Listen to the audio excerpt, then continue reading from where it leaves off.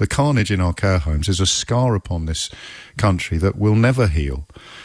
And not just, of course, our care homes. You heard earlier from John in Edgware, who lost his daughter Susie early on in the crisis and feels and felt and still feels completely abandoned. And all of these personal tragedies, all of these private miseries, completely ignored and glossed over by the government, that it leaves the question of whether or not it is deliberate. And, you know, a couple of people have been, not cross probably, but a little unhappy with me this morning for even suggesting that it might be a bit excessive to wonder or to worry about that. To suggest, as I did earlier, that possibly I sound a little bit tinfoil hatty. But I do think it's probably true that the confusion is deliberate, not necessarily as callous as some of my correspondents would attest, but deliberate in the sense that they didn't know what else to do. So they sort of did a curious combination of nothing and everything. And that's why today, even looking at the next stage of the lockdown being loosened, we don't know what is going on.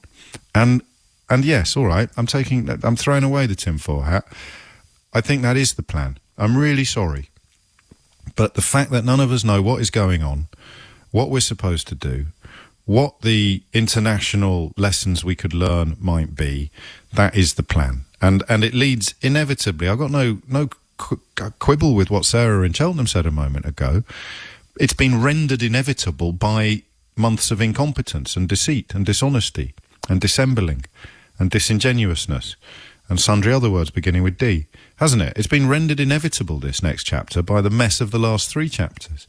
You get now to a complete, I mean, almost incomparable crisis in this country, caused in large part by government incompetence and government deception. And Dominic Cummings, it's another word that begins with D.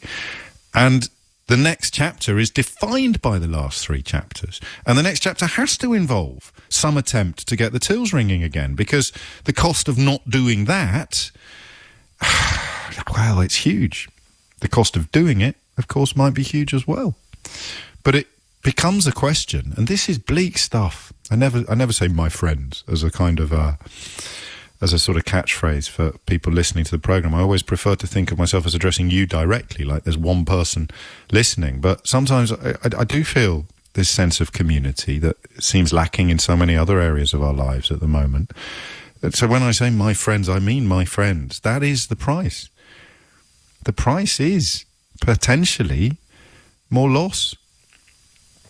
And at some point that price becomes not just, I would never say worth paying, but it becomes an inevitable price to pay for having a country to return to at the end of this crisis, this catastrophe, however it unfolds, having a country to return to that is fit for purpose, that is functioning. You know, some incredibly apocalyptic reports from the Bank of England yesterday. But again, everything's gone so bonkers that they went largely unnoticed.